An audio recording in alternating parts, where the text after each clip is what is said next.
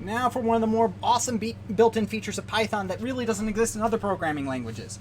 So that's right, it's time for slices. Slices are these really awesome features that we have in Python. So let's go ahead and see what we can do with it. So fruits is equal to, let's go ahead, actually let's go ahead and say text. Text is equal to apple and banana. No, that's too many. Like I said, the hard part's stopping spelling banana. Apple and banana. Great. Okay. So we've seen what we can do with getting an individual letter, right? We could say text index 2. That's going to print out that second P, right? Text 2 is P. Okay. And again, I don't need a print here. The reason now that I know better of what I'm doing, the reason I don't need a print here is that this is running the Python shell just like you would normally have in idle. But when I select a line and hit Shift Enter, it's just typing it really fast over here. So it immediately types this, hit Enter, immediately types hit this, and it hits Enter for me. So it's like typing it into the shell, so I don't need to write print. It's not like running the program, it's just typing everything into a shell one line at a time, really, really quick. To run the actual thing, I would definitely need to write print, which I'm going to do right here and run it. Okay, so now a really cool feature of this that we have here is slicing. And I want to make sure to understand we get this. Let's put some handy dandy index markers over here. 0.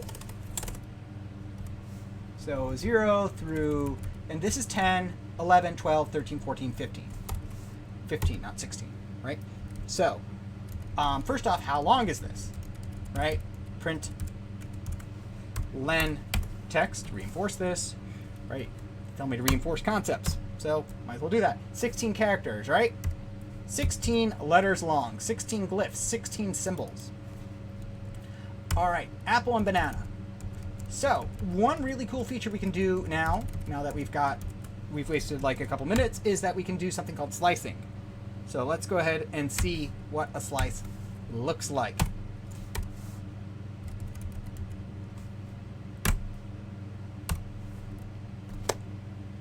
Apple.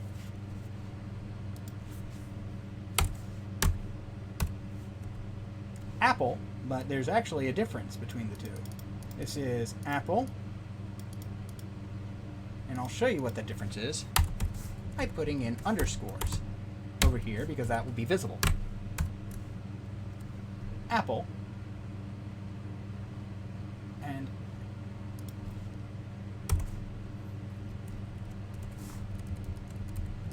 let's go ahead and actually put them together so you can actually see that side by side. So a slice is basically takes only a subsection of a sequence. So a subsection of the string. The same notation works exactly the same way for lists, but for right now I'm going to just work with strings, right? So what's really cool over here is that this says, let's give me a slice of this string from index 0 up to, but not including index 6. So it goes 0, 1, 2, 3, 4, 5, up to and not including 6. Now how many characters are in this? This is actually really easy to see. You just simply take the ending index and subtract the beginning index, and boom, you are at your difference is the total number of letters. So let's go ahead and see, for instance, 6 and 9. If we see that, that's going to be 3 letters using that difference. 9 minus 6, and. Okay, and now let's go ahead and do 10 and 16. Now note that index 16 normally doesn't exist, right? It doesn't exist, but it goes up to, but doesn't include index 16, which doesn't exist. If I try to do something like this, let's see what happens. It actually accepts it perfectly well.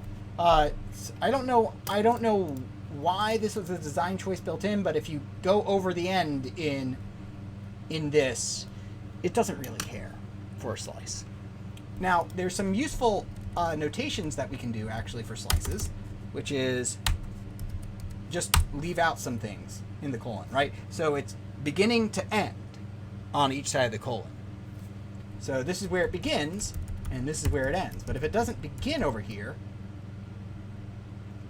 well, actually, this is just simply shorthand to say start at the beginning and go up to, but don't include index 5. And this one is shorthand for start at 10 and go up to the end. All right.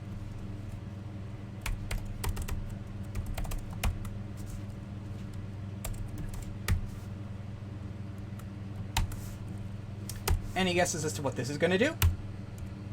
Apple and banana is the correct answer. Now, you might think that this is a very useless operation over here, but this actually is a copy. So if you ever need to work on a copy of something, this is the easiest way to create a copy of something in Python. One of the other things you can do with this is we can do is that there's actually a third operation we can do. So we can go, let's say, from 0 to 10, index to 0 to 10, and then if we put in a third colon in there, and your book doesn't go into this yet, I don't think, but it's a really cool thing we can do. APED. So A, P, E, A, D. So it went to, and if you're not seeing, it went to index 0, 2, 4, 6, and 8. So this is saying go up to, from 0 to 10 by 2s. Don't include the 10. Go up to 0, stop before you get to 10, and go up by 2s. Okay, go up to, start at 0, go up to, but don't include 10. Go up to, stop before you hit 10, and go up by every second index. So if we do 3s, we should do, that should be A, L, A, underscore.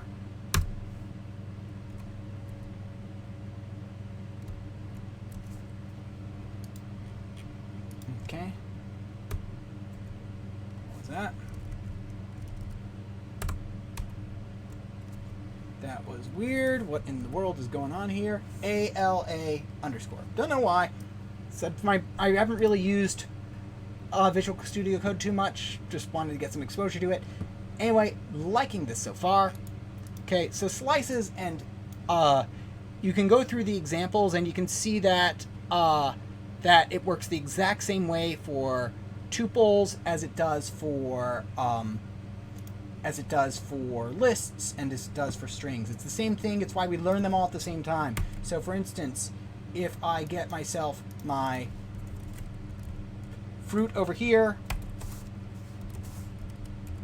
fruits, print, fruits, 2 to the end, that will give me cucumber and durian. Okay. So that is that. Slices are fairly straightforward.